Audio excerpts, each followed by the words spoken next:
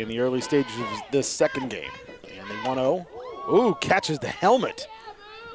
And Seibert hit by a pitch. Bertrand, who got the save in the first game, is the starting pitcher here in the second game. And good throw out there on the stolen base attempt. Seibert is caught stealing 2-6.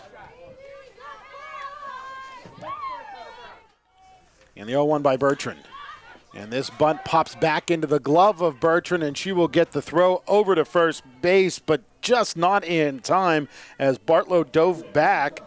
The ball was nearly into the glove over there at first base.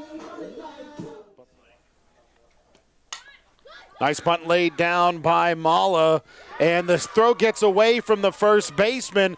That will allow Bell to come home. Scheiderle advances to third, and Mala over to second. So what would have been a sacrifice bunt by Mala leads to one run coming in, and the Colonials with runners at second and third. It was a good bunt from Mala and fielded cleanly, but we talked about before in the last game how errors affected this game. Another error on Niagara, and this time it results in a run for the Colonials.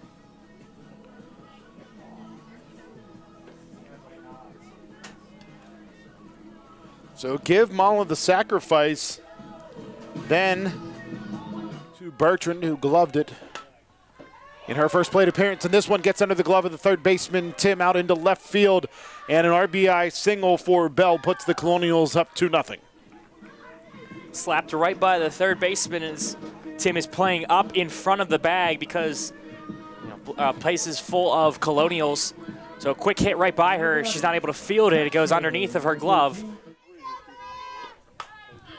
And this one, sky high, and ranging over from second base went Miller all the way to the first base line to make the play. So Harrigan stays at first, and one is impressive catch and a big out in this sixth inning. And the first pitch to Orfano is bounced to the shortstop, Seibert, who tosses over to McCartney for the 6-3 putout. Harrigan was on her horse, and there was no chance at a double play, so the Colonials went with the shore out over at first, allowing Harrigan to reach into scoring position. And the 0-1 grounded over to Seibert. She'll scoop, toss it over to McCartney, and Caitlin Elsie goes the distance, and the Colonials defeat Niagara 2-0 in Game 2 of this doubleheader.